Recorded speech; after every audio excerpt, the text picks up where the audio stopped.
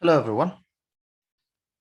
In our today's video in chemical kinetics, we will be trying to take the temperature dependence of the rate of a reaction, which is quantitatively expressed in terms of an equation which we called as Arrhenius equation. So what basically is Arrhenius equation is nothing but a quantitative way of expressing the rate of a reaction with temperature. But before going for the quantitative approach, let us first try to understand how does the rate of a reaction get affected by temperature. So when we talk about chemical reaction, any chemical reaction was found, or the rate of any chemical reaction was found to increase with increase in temperature. So that means the temperature or the rate of a reaction is directly proportional to temperature. As you go on increasing the temperature, the rate of reaction will always increase. And it was found out that for usual cases, that the rate of reaction becomes double for every 10-degree rise in temperature. Now the question is why it increases. Okay, what is the reason for the increase of the rate of reaction with temperature?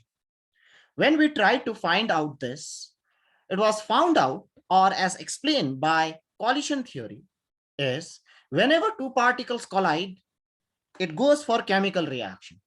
That is what is the basic assumption or basic postulate of collision theory. But try to understand that there are some other points also in collision theory, which tells us that two molecules, if they are reacting, they must possess a minimum amount of energy to react.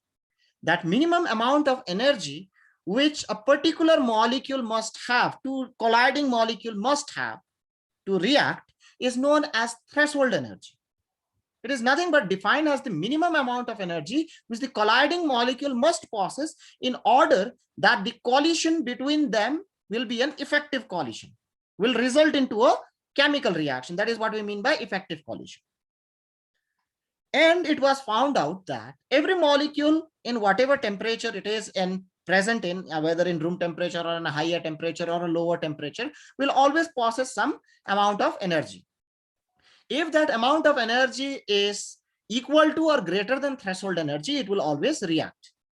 But it was found out that if it is not equal to threshold energy, it will never be able to react at that particular temperature.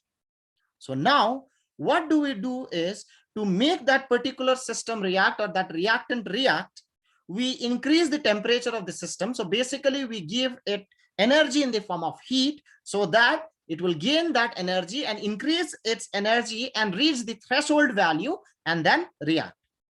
So the minimum amount of energy, or that whatever excess energy, okay, that the reactant molecule must acquire, we must give that reactant molecule to cross that energy barrier, to cross that threshold energy and to change into product. That minimum energy which you require to give, okay, or that excess energy which you require to give, is nothing but activation energy.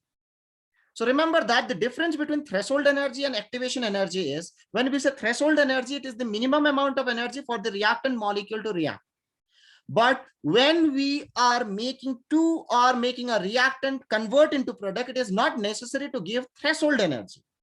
A reactant molecule will always have a definite amount of energy contained in it. If it is little bit less than, or if it is less than threshold energy, what we must give is some amount of excess energy which will add up to the energy of that particular molecule which it contains to reach the threshold value. For example, if the threshold energy is 100 kilojoules and let's say the reactant molecule has 80 kilojoules. So 100 kilojoules is threshold energy. 80 kilojoule is the energy which the reactant molecule has at that particular temperature. So with that 80, it will never be able to react. So what we must do is give that extra 20 for that particular reactant molecule to reach the threshold.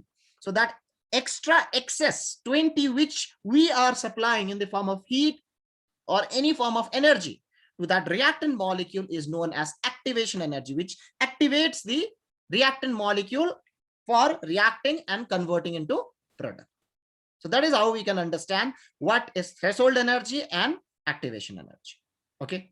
So after understanding this, let us try to go into the Arrhenius equation. So as we know now is that the rate of reaction is directly proportional to temperature, is increases with increase in temperature. So now we want to quantify it with how much increase in temperature, how much the rate will increase. So to quantify it, an equation was given, which we called as Arrhenius equation. So quantitatively, the effect of temperature on the rate of reaction and hence on the rate constant. So obviously when it will be dependent on the effect of temperature on the rate of reaction, so it will be affecting the rate constant, was proposed by Arrhenius, okay, and is given actually or is written in the form in this, okay, it is written in this form, that is the exponential form, where k is the rate constant, will be a e to the power minus ea by rt. So where a over here, it's a constant which we call as frequency factor. So what it tells us, it gives us the frequency of binary collision. How many molecules are colliding per molecule per second and per unit volume. So in 1 second, in 1 unit volume, how many molecules are colliding? If more molecules are colliding, more will be the rate constant, more will be the rate. If less molecules are colliding, less will be the rate, less will be the rate constant. EA over there is the activation energy, as we have understood what is the concept of activation energy. R is the gas constant and T is the absolute temperature, that is the temperature in Kelvin. Okay, so that is one of the form of Arrhenius equation, one of the very common form of Arrhenius equation. Okay, so let us try to get other forms of Arrhenius equation. So what we'll be trying to do is we'll try to take the logarithm of the exponential form. So if I take the logarithm of the exponential form, this is what I'll get. So ln k, ln basically stands for log base e, okay, of actually k. And if I take the log of the right hand side, this is what I'll be getting. So to convert them into natural log, okay, log base 10. So this is how I'll be converting it. I'll be multiplying it by 2.303. Okay. So 2.303 comes into the denominator. I'm writing this minus EA by RT first and then log A afterwards. Okay. So it will give me log K will be minus EA by 2.303 RT plus log A. Now try to understand this particular equation is again another form of Arrhenius equation, okay, which if I try to compare it with the equation of straight line, that is y is equal to mx plus c, what you will be getting is log k, okay, will be equal to y, which you can clearly see, okay, and the x's will be 1 by t, temperature. These are the two varying, right? We get a straight line with the slope. So m will be this constant value, that will be minus EA by 2.303 R. So that will be my slope, and intercept will be log A. So if I plot the graph of log K versus 1 by T now, what I'll be getting is with the intercept of log A, okay, I'll be getting a graph which will be sloping downwards, which is very much clear from the slope, which is negative.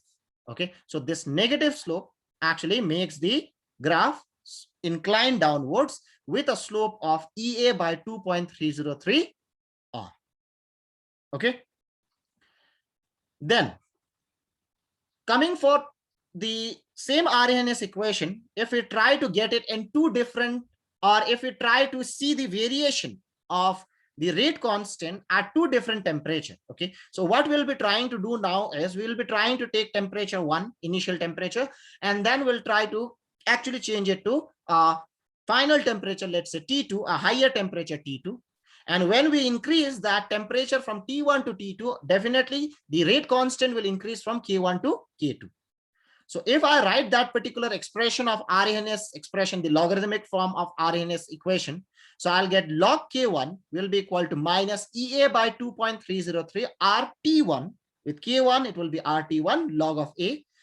That let us try to actually number it as equation 1. And log K2 will be equal to minus EA by 2.303 RT2 log of A. Let us name it as equation 2. Okay, so we are taking at two different temperature with two different values of rate constant. Now what will be trying to do is we'll just subtract equation 2 from equation 1. So if I do that, so what will happen? Log K2 minus log K1, log A will cancel off. And what you will be getting is EA by 2.303 R, which I'm taking common. Okay. What will be left is 1 by T2 minus 1 by T1. So if I just simplify this, log K2 minus log K1 is nothing but log K2 by K1. That is log A minus log B is always log A by B, which will be equal to EA by 2.303 R. And if I take the LCM over here, it will be T2 minus T1 by T1 into T2. So that is the expression, okay, which is very, very important to calculate the activation energy of a particular reaction. So if I carry out a particular reaction at two different temperature and calculate the rate constant at two different temperature, then we can easily find out the activation energy with the help of this particular equation. So this particular equation gives us the activation energy of a particular reaction, which will be very, very important for your examination point of view, whether you are going for entrance examination or your examination of the board or the universities. Okay. So let us try to take some problems so that we understand how to use that particular equation. So the rate of a chemical reaction doubles, okay, for an increase of 10 Kelvin in absolute temperature from 298 Kelvin. Calculate EA. Okay, so the rate of a chemical reaction doubles for an increase of 10 Kelvin, okay, in absolute temperature from 298 Kelvin. So the initial temperature was 298 Kelvin. We increase the temperature to 10 Kelvin. Okay, so it will become 308 Kelvin. In that, the rate of the reaction was found to be double. So in that condition, we have to calculate EA. So how to do that? So first, we'll try to write the expression. So two different temperature are given, and they are telling us that the rate of a reaction becomes double. So what are the things given? Initial temperature is 298. Final temperature is 308. K1, let's say if it is K initially, which is not given, but what they are saying is when the temperature goes from 298 to 308, K2 becomes twice K, double of the reaction. So if that is the case, then what we can say is log 2K by K. K2 I'll put as 2K. This will be K. Cancels off. What I'll get is log 2, and the rest of the values which I'll easily put.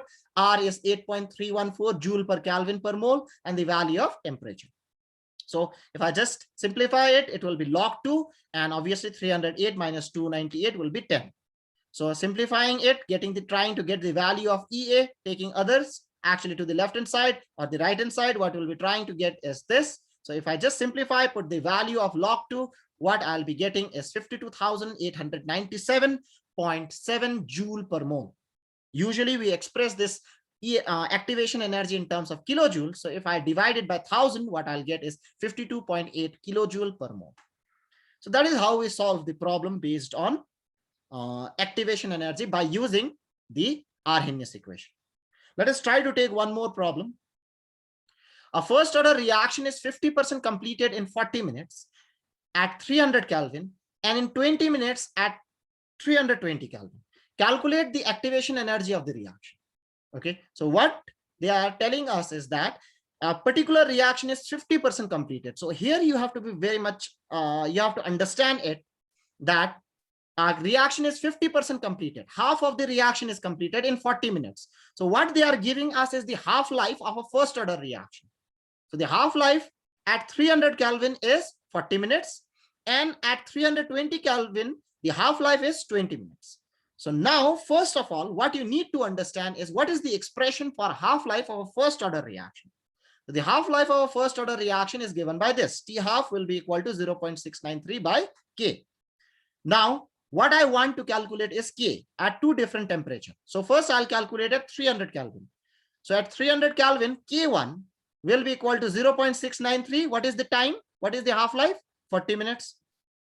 And at 320 Kelvin, it will be 0.693 by 20. The half-life is 20 minutes.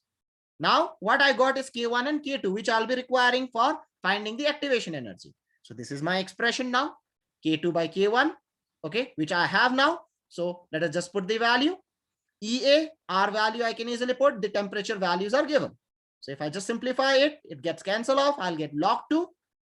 Over here, I'll just put the value 320 minus 300 will give you 20. So if I just simplify it again, what I'll be getting is 27.66 kilojoule per mole. So that is how we solve the problems based on Arrhenius equation. We understand what Arrhenius equation is.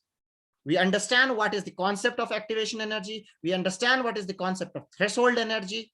How do we get different expression of Arrhenius equation? How do we get the logarithmic form of Arrhenius equation? And with the help of Arrhenius equation, how do we get activation energy, which becomes very, very important for any examination point of view.